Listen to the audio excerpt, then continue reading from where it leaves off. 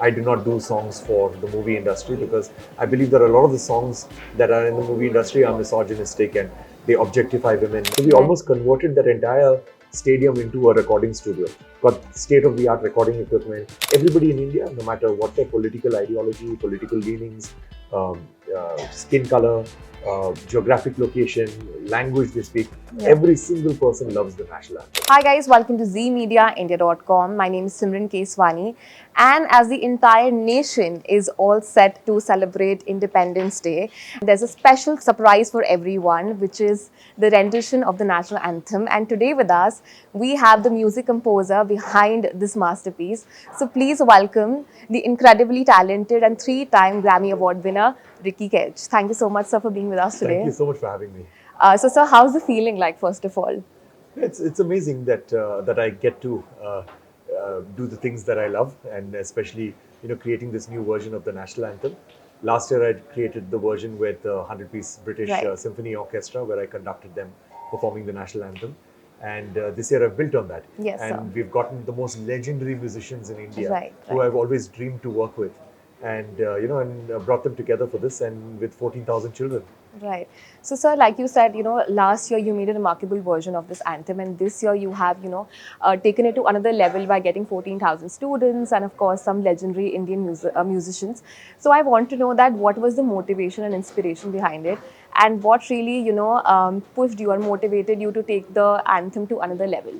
So, after last year's version with the British orchestra, I felt that we need to do something with an Indian soul, Right. with an Indian spirit. And that could only happen through Indian instrumentation, whether it's the North Indian or South Indian classical forms of music. Right. So that was the inspiration basically. And I thought that if we are doing this, it has to be with the best possible musicians. Right. It has to be with the most legendary musicians. So I started getting in touch with all of these musicians, and they immediately agreed. And I was very surprised, that they agreed, and I was very happy and thrilled. Right. And of course, I'd never met Pandit Hari Prasad Chaurasia till then. And it was a huge, huge blessing to be in the same room with him, to get his blessings touching his feet. And also, it was incredible to hear him play the flute right in front of me, in the same studio. That very few people get to experience that, and Right. I'm very grateful for my life that, that I'm able to do that. Right. And also the other musicians, all of them are absolutely incredible. Aman Anayan, Rahul Sharma, Giridhar, Jayanti Kumresh, Right. Sheikh Mahboob, all of them are absolutely amazing. So yeah, so that was, it was incredible working with these musicians and to bring their skill set into the national anthem. Right. So, sir, like getting 14,000 students for this, I'm sure it would have been a monumental task, Yeah. Especially to ensure that everyone is in the perfect harmony. Correct. So, I want to know what were some of the challenges that you faced, and of course, you have also received the Guinness Book of World Record for the, largest music lesson. So, what were the challenges you faced, and how did you overcome it? So the easiest part was actually working with the children. The children learned the notes very, very easily. They learned the rhythms very, very easily. And it was very simple working with them. I thought that would be difficult, but Yeah. teaching them and to get them to reciprocate and get them to record the anthem, that was very easy. Wow. The difficult part was the logistics of it. Because at the end of the day, nobody's ever done a music lesson for 14,000 people. And that's why we won the Guinness record. Right. The previous record was held by a university in USA, where they had a class for 6,500 students. So we did more than even double. Yeah. And so the thought was that how are we going to, take this class with 40,000 kids? Then we realized we need to do it in a stadium. So we did it in a stadium. And then we had to figure out how we're going to record the children, because we had to professionally record them for this national anthem. It's not Right. like take a phone and record them. We had to professionally record them. So we had more than 200 microphones, professional microphones where we placed everywhere. So we Right. almost converted that entire stadium into a recording studio. Got state-of-the-art recording equipment, best sound engineers that we could imagine. So Right. that is where the logistical issues were, not issues rather, the logistics were the difficult part of it and the Right. challenging part of it.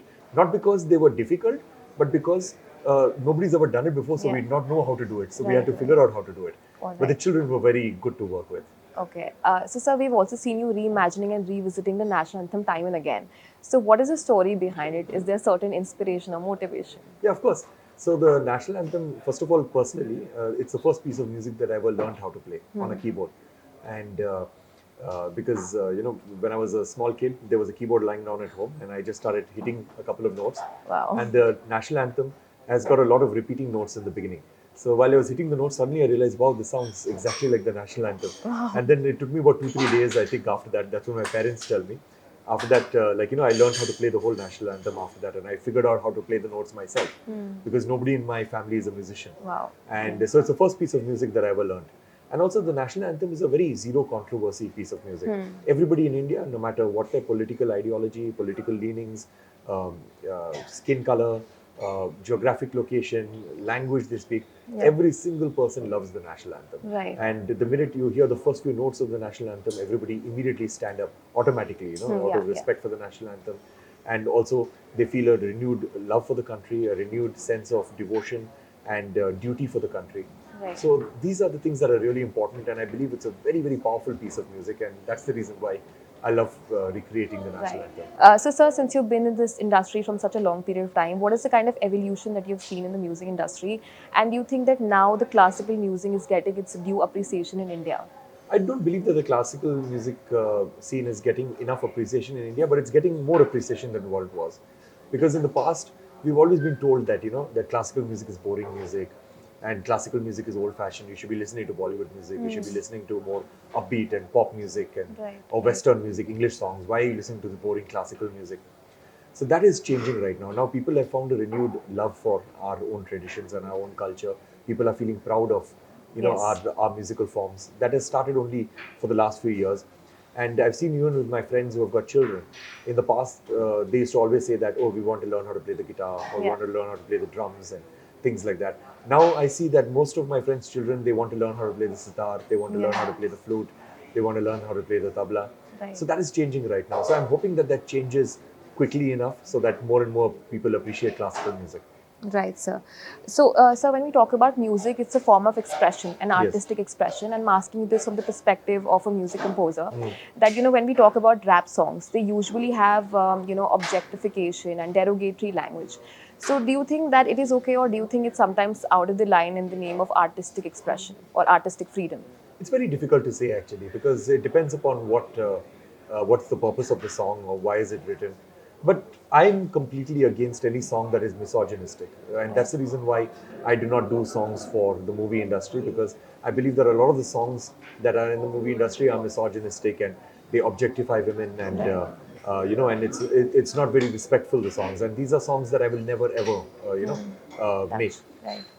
And I also believe that artists need to understand that if they constantly keep saying, especially composers, that they constantly keep saying that I'm into gender equality and I respect women and the government should do this, government should do that, or whatever. But then the thing is that they themselves are making songs that are encouraging this kind of behavior. Right. So I believe that artists themselves should understand that that this will become the legacy, because long after they die, what will remain of theirs? It will be just their art. Right. Because their body is going to decompose, they're going to be completely gone, people are going to forget them. Right. But their art will remain. Stay, right. And tomorrow, many years in the future, if we want to know what kind of a person that composer was, we'll probably listen to their music and we'll judge that this person was that kind of a person. Right. So how do you want to leave behind a legacy? Do you want to leave behind a legacy where you are objectifying, women and you're objectifying body parts and things like that? Right. Or do you want to leave a legacy where you are speaking about positive social impact, or you're just making songs which are not harmful to anybody. Right. So I think that is very important. Right. And so lastly, when we compare mainstream music versus, niche genre, even though there's some beautiful and deep classical music, I still think that the Bollywood music still sometimes get a lot more eyeballs. So has that ever impacted your journey as a music composer? Yeah, of course. Everything that is not Bollywood is going to be a niche genre, which means that it's going to be a smaller audience, but it's going to be a loyal audience and a good audience. Nobody needs to look for a large audience. If you've got a small audience and you've got an audience which is very receptive to your music, that is good enough. But the problem is that sometimes people feel that, this particular singer is not even a good singer, and she or he has got 50 million followers on Instagram or 30 million followers on Instagram. I am such a talented musician and I only have 200,000 followers on Instagram. Stop thinking like that. Those 200,000 followers, that's good enough.